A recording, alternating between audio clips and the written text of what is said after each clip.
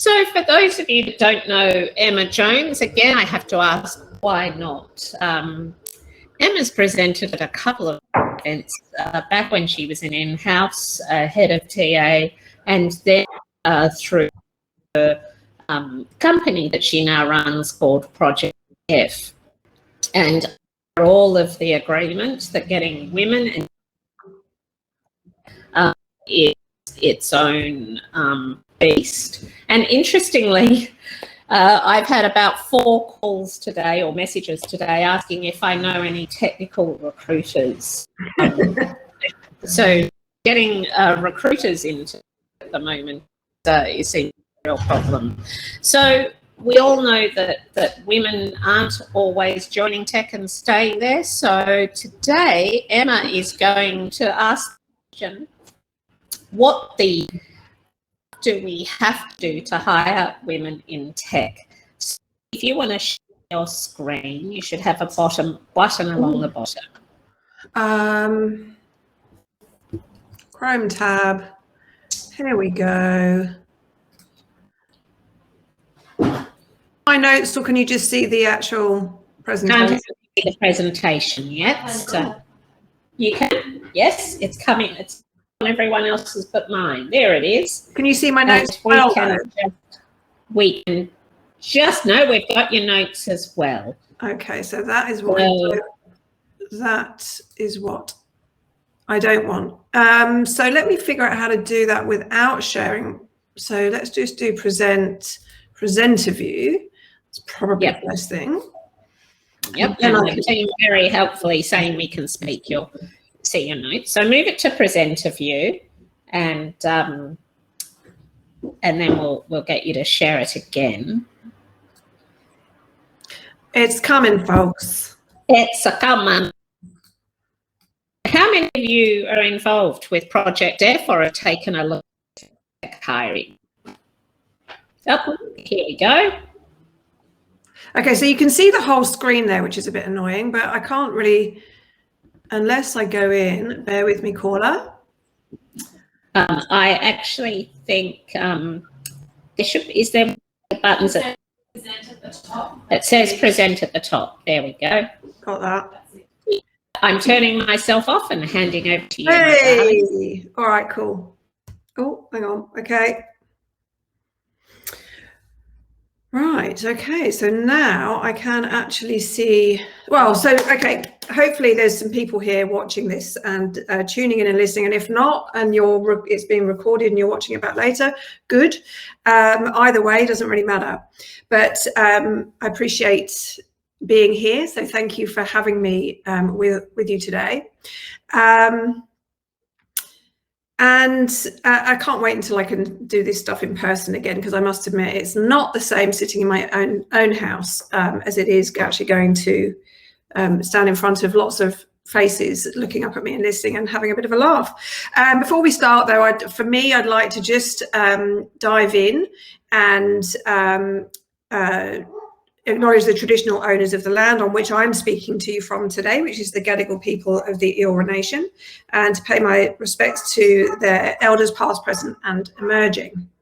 So what I'm going to do today with this talk is I've got my speaker notes and the slides down here, which is why you'll see me looking that way quite a bit, but just don't worry about that. So I want to address the ongoing challenge of trying to hire women in tech. Very difficult for all of us at the moment, and on everybody's agenda. Lots and lots of initiatives going on. I can see out in the marketplace constantly to try and hire them. And I know obviously we've got issues with not being able to hire from overseas as well. It makes it even more difficult. But ever since the Me Too movement and Black Lives Matter, of course, as well, there's been a massive drive on equality and diversity. And in tech, obviously, our biggest problem is women in tech. In tech, it's women.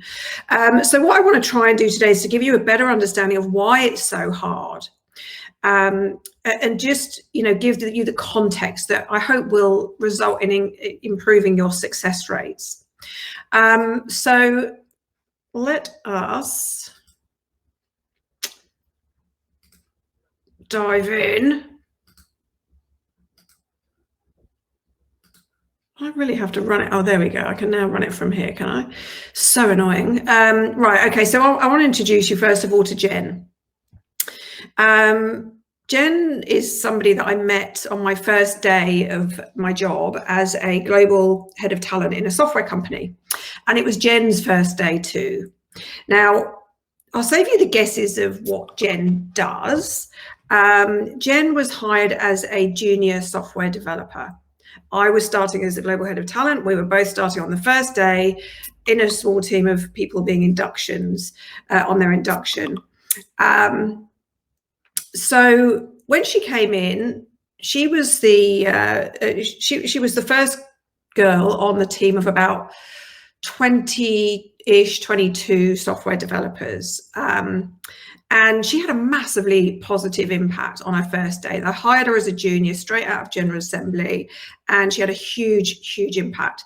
She brought in Girl Geeks that she was part of. They did a hackathon weekend at the office, which was incredible. She was part of, she created actually a JavaScript study group weekly at the office, which got lots of new people in. It was just astounding. She also introduced pair programming because she loved it and didn't know why they didn't do it. They started it, they loved it, and it was great.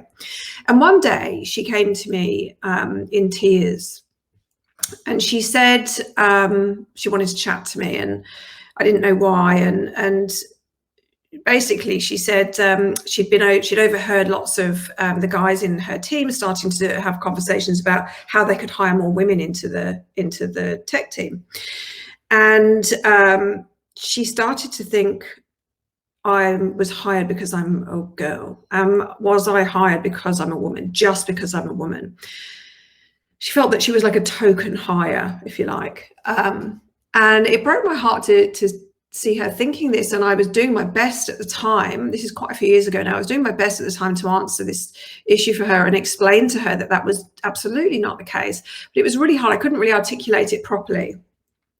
And I started to realize that this was a really common thing. And there was a theme here. And it made me start to question a lot more than I had been questioning.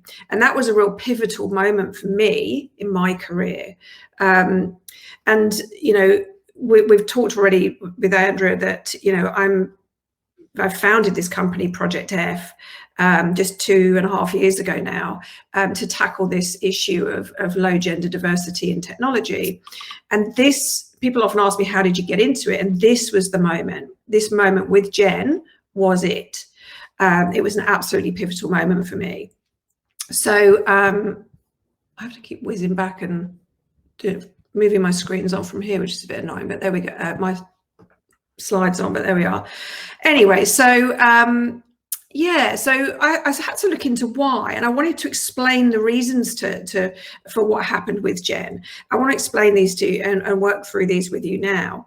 So if you think about what had happened to Jen, why was she feeling imposter syndrome? Why did she feel like she was the, you know, she was the only woman in the group?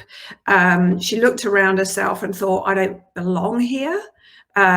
She looked at the culture. She saw scooters, hoverboards, the pool table, the beer tap.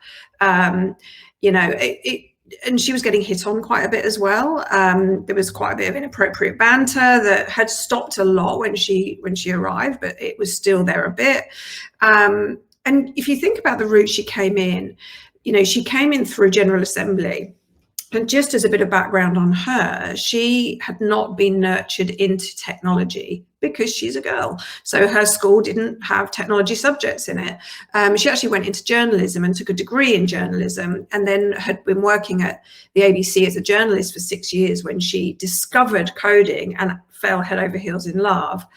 And so consequently, her routine was different. She was coming into it later. She didn't get nurtured into it. She found it, and she had to put herself through a boot camp, which incidentally cost her $10,000, as these boot camps do. If you look into them, the immersive courses cost about $10,000, maybe more now. And you've got 40 hours a week of study plus homework for between 3 and 4 months. So it's not a small change. If you're going to make the change, you're pretty serious about it. But her route in was different, and she was looking around herself and thinking, well, these people are not like me, so maybe they've only hired me because I'm a woman. But it is really important to recognize that, women don't come into tech in the same way that men do. So when you think about the numbers of women going through computer science degrees today, in Australia, it's 16%. So 16% of the computer science degrees in Australia are taken by women. That's all. And that's obviously clearly, not enough. And it correlates quite well to the numbers of women that we see in most technology teams. Okay, so I want to just move on and talk to you a bit about the questions of these two questions. Okay, I come across these a lot, literally day in and day out, and the common questions I hear are things like, why do we actually need gender balance? We talk a lot about other types of diversity, neurodiversity, cultural diversity, age, ability, disability, and so on. And I think the reality here we have is that we have to think a little bit about technology and what's happening with technology in the future. And the fact that the world is being powered on technology, and that's only increasing. The fourth industrial revolution, AI, robotics, machine learning, and so on and so forth. We've got our lives around us, our children's lives, the next generation. It's not going to decrease, it's going to increase, and half the population are women. So when we start thinking about, okay, well, why is it so hard? We kind of come up with a couple of assumptions, or a few assumptions, as to why it's so hard to achieve this balance.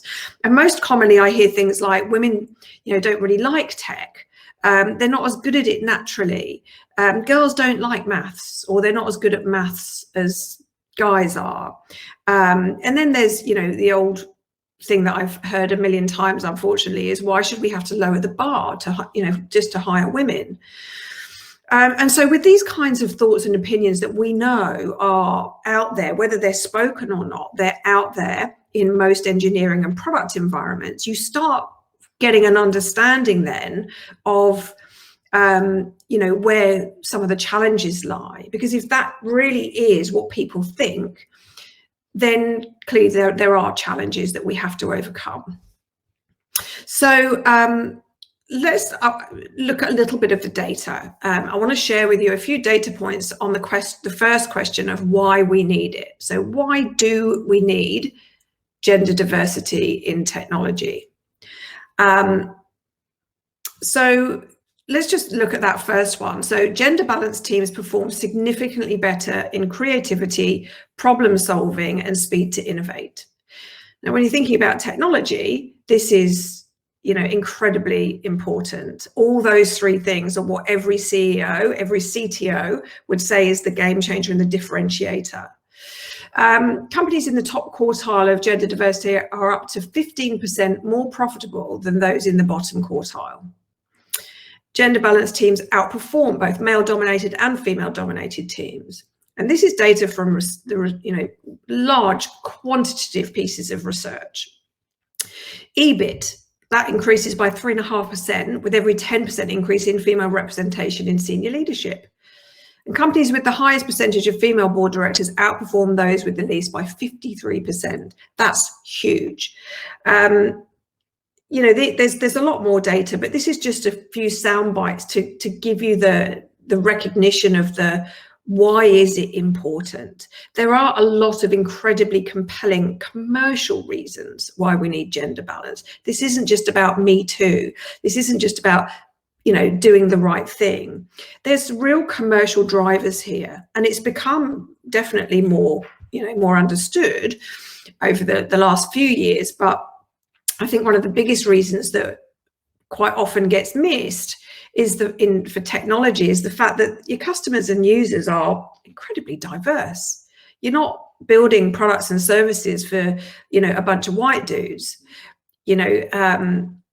It's a big, big world out there with a lot of different people that, we need to appeal to, and we know about the mistakes that have happened from, products that have gone out without, that have just been created by a bunch of white males, and have completely missed the mark with women, like the Apple Health app that didn't track cycles and things like that for about a year, I think, after they brought it out, which is quite significant.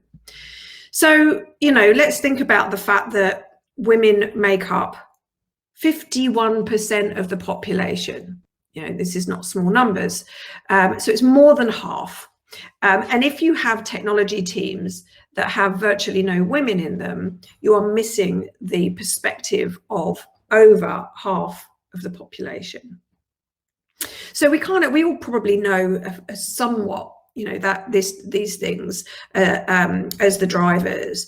But all of that said, we then have to think, so why is it that there aren't enough of these women working in technology? Why is it? What are the reasons? What are the things that are preventing it? Is it really a zero-sum game? Let's look at what these reasons actually are. Let's start to think carefully about, what it could be. Is it really because women aren't suited to tech? And feel free to drop anything into the chat here as to what you think it might be. Is it because they're not suited to tech? Is it because they leave to have children? Is it because it's a zero-sum game that, there just aren't enough women? Well, not with more than half the population, probably not. Is it that girls aren't as good at maths as boys? Or is it because perhaps the systemic issues like unconscious bias that excludes women, or that tech environments don't support women? Really, what are the reasons? This is what we have to really start to get into if we want to solve the problem in our own organizations. So the ugly truth, unfortunately, is that 56% of women in tech leave it, at mid-career. Okay, 56%, that's more than double the number of men that leave. And as I've said here on this slide, it's not to have children. The data tells us, the research tells us that women leave for three main reasons. And this is mid-career, so you're talking 7 to 10 years in. They leave because of unsupportive management, because of the lack of ability to progress, so they hit barriers, and the poor culture, and that does include sexual harassment. So I'm sorry to tell you, but it's not actually a hiring issue. So yes, hiring is a part of it, but it's not a hiring issue. The problem, and I can see there's discussion about school, and yes, schools absolutely, 100%, Josie, schools do need to focus on this and to check our education system. However, there's a big driver behind all of that. And that is that the pipeline is leaking in the middle. So it doesn't matter how much water you put in your proverbial bucket. If you've still got a whole pile of holes where women are falling out, and these are systemic and structural holes, then it's not going to get any better. So focusing on hiring alone is not going to work. So as I think with our previous talk speaker, I'm also going to ask you to close your eyes. So wherever you are, I want you to just go with me on this. And the people that are typing, stop typing for a second and close your eyes. I want you to close your eyes and imagine that you own a really ambitious technology company. Imagine it's somewhere like an Atlassian that's 1 year old, or a Google that's just starting out. So a really ambitious tech startup. Picture the engineering teams in their work environment. Just take a minute to think about it. Just picture what it might look like, this awesome, cool company that you're creating. Now open your eyes, and I wonder if it might look something like some of these. I'm sorry, Jasmine, if you can't picture or visualize things, I apologize. You can just look at the pictures I've just put up, because this is probably what you would have pictured if you were able to. This is what most of them look like. This or a variation of. And and this isn't even, you know, this is just a tiny number, but I don't know about any of you, but I've been into a lot of them. And this is what they pretty much all look like. And the same with tech conferences, of which there are some pictures in here. But essentially, it's become a ubiquitous bro world. Now, we've designed tech around the inaccurate and out of date stereotype that started in the late 60s. And yes, it does look horrible. It's not an environment that is very welcoming to people who are different to those in the pictures. And so you start to think, okay, well, how on earth do we change this stuff? It's been going on since the 60s, when before the 60s, it was all women doing computing and men were just making hardware because that was the, you know, seen as the manly thing to do. And women were doing what was seen as being a support and clerical job, essentially. The full story, if anybody's interested, is in a blog post I wrote a few months back with the story, and it is quite an interesting story, so if you're interested, read it. It's on our blog, on the Project F blog post. But this is what we have done. We have created this issue for ourselves by creating these environments. And it's not just the physical environment, it's all the social cues and then all the structural things that go with that. And that obviously goes to our systems and processes. Okay, now, I want to take you to another place now. Has anybody seen Friends? I am hoping that there's other fans here. I'm a massive fan. I've seen them all many times. And if you have seen it, you will recognize this is the one where Rachel smokes.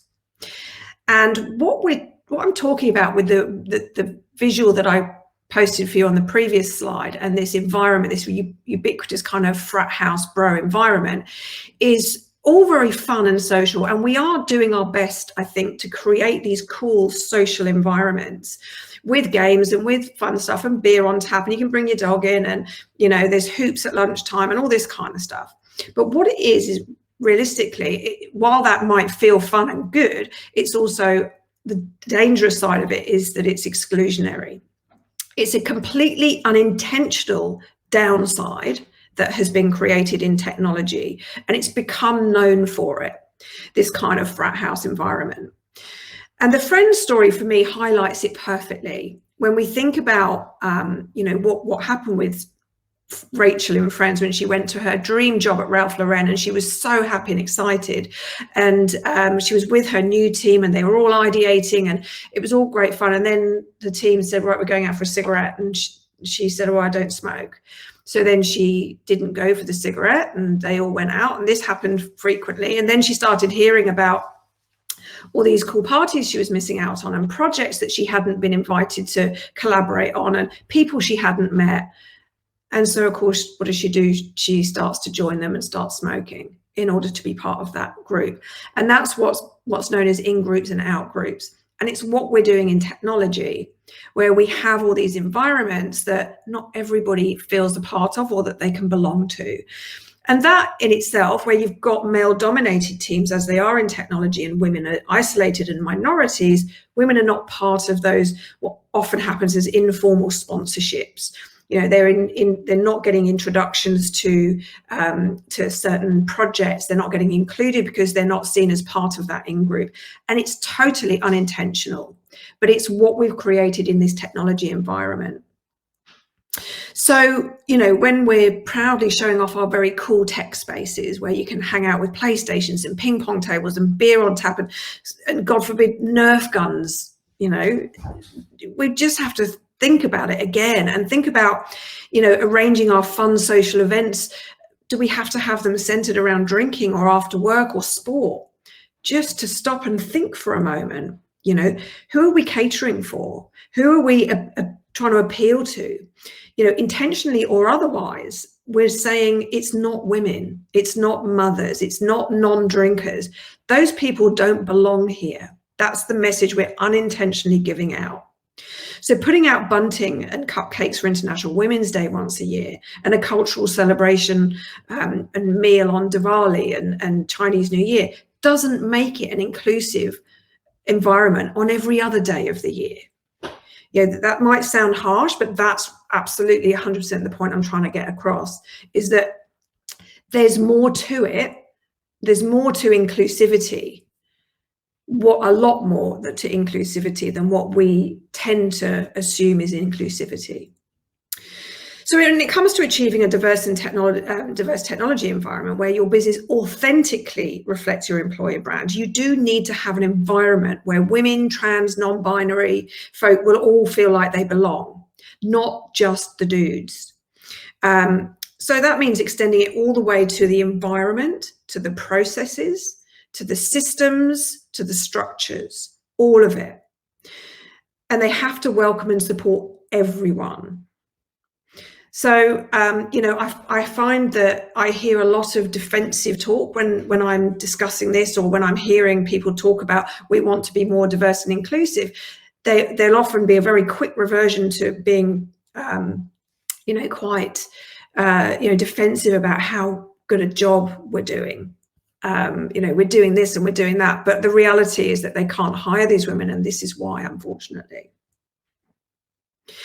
Now, I've given sort of the bulk of this. I want to revert back now and just loop back into Jen. And if you're wondering what happened to her, you might be thinking, okay, so what happened to Jen, who was this junior who had imposter syndrome? Well, I want to tell you. Jen left the company we were both working at together after probably about 1.5 years.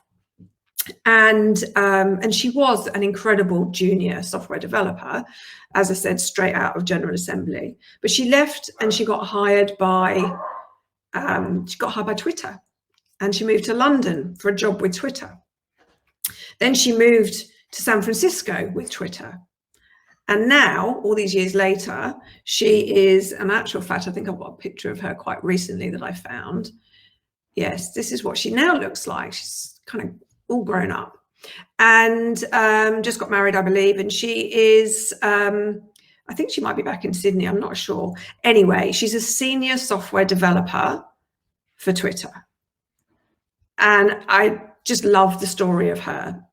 Because it's what started my journey, if you like, and what happened with her, and watching her rise and where she's got to. I just love it. Yay for Jen. And in case anybody's wondering, then after that, so what about me? Okay, so from there, what happened to me was I carried on as a head of global talent for a few years, and then I left to start this company, Project F, with its accreditation program 50/50. We've got great companies like Canva and Prosper and heaps of others participating in the program. And what we've worked on and what we've come to as a model is to help companies do it the right way. So we do also give them access to women in tech as far as hiring is concerned, but we also help them with the systemic and environmental side of things, the structural stuff, so that they can do both in tandem rather than just focusing on the branding and what's going to make them look good from the outside. We try and help them to actually break down those other barriers for women and fix the leaky pipelines. So that's what happened to me. I want to just move on before we wrap up here with what you can do, because that's the last question. The last question is about how do you in your environment, you in your companies, go back and start to look at, think about what I've talked about today, which I really want you to do, and think about the key messages here. The fact that you can't do this work just by, caring about it. You can't change it just by caring about it and being passionate about it. You have to really be focused on action and what needs to happen and the right things. I've given you an overview of the problem as far as it affects technology teams and technology leadership specifically, why it's important. And you know, technology obviously is especially where women are missing. So now the real barriers for women are further up the chain than hiring. That's what I want you to focus on. Hiring is a part of it, but the problems are retention. That once you start seeing more women in technology leadership who make it through in these careers instead of quitting and going somewhere where they feel they belong better, that's the leadership is what's going to give girls in schools line of sight of what they could be. Right now, they don't have the role models. So that's why we need to focus on the right things. And I'll challenge you to get together and ideate on, you know, in a breakout session after this, you know, start ideating on what you can do. You know, some of the examples I want to give you is, you know, challenge yourself, please, to go out and think about the fact that computer science degrees only have 16% of women taking them every year. So can you take them off your off your job ads? Can you make sure that that stuff doesn't creep into your biases in with your interviewers, the people who are in tech who are doing the interviews, because their expectation is that people have to know about you know, the algorithmic, you know, binary trees and, you know, concurrency and multi-threading. Do they really all need that in those teams? Can you give your candidates a salary range instead of asking for salary expectations? Our pay gap in tech is, I think it's 7% currently higher than the national pay gap. So in technology, it's 7% higher here and and in the UK and in the US. And that's because we keep asking for expectations. We're not being transparent and saying, this is what we pay at this range for this level. Yes, it takes a bit of work, but it makes a big difference to women in tech. Can you take a critical look at your tech office space? Make it a bit less blokey. Can you make it more gender neutral? Go take a look at some of the co-working spaces for inspiration. Lots of plants, you know, if they have got the boys' toys, they've got them in a certain space for them, but if you can get rid of them, dismantle them, all the better. We don't need pool tables and dartboards at work, really. If we don't need them in other parts of the companies, why do we need them in tech? They're not a different breed of people and they can have those things at home, but make it more gender neutral if you can. So yeah, I just want to leave you with that, really. That's pretty much the end. I'm going to just scoot through that other one. If anybody here wants to book a meeting with me to discuss how your company could partner with Project F, then you just click my profile and there is a meeting link in there. And otherwise, please commit to doing the best that you can in your own environments. Go back and start looking at things with a different lens and talk about it. And that's me.